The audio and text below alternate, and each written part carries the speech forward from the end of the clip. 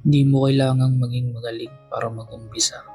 Kailangan mong mag-umpisa para maging magaling. Kaya ito ako ngayon, nag-uumpisa ulit. 10 taon na pala ang lumipas nung huli akong magsulat. Tagal na, no? Naalala ko dati. Ang dali lang. Parang kusa na lang lumalabas ang mga salita.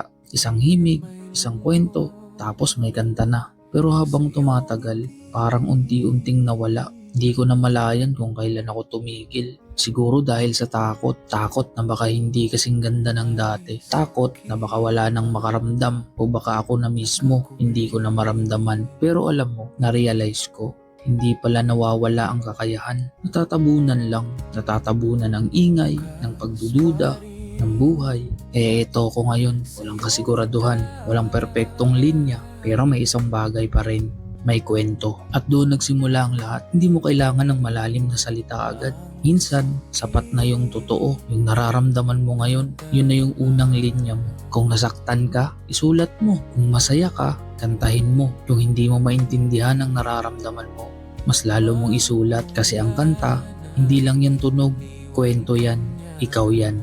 At sa bawat simula, kahit gaano kasimple, may potensyal maging isang awit na kayang umabot sa ibang tao. Kaya kung nandito ka ngayon, nakikinig, nanunood, baka ito na rin yung sign mo. Simulan mo na. Hindi mo kailangang maging magaling agad. Kailangan mo lang magsimula. Ako nga pala si Ron Originals. Sumusulat ako ng mga original na kanta. Salamat nandito ka ngayon sa channel ko.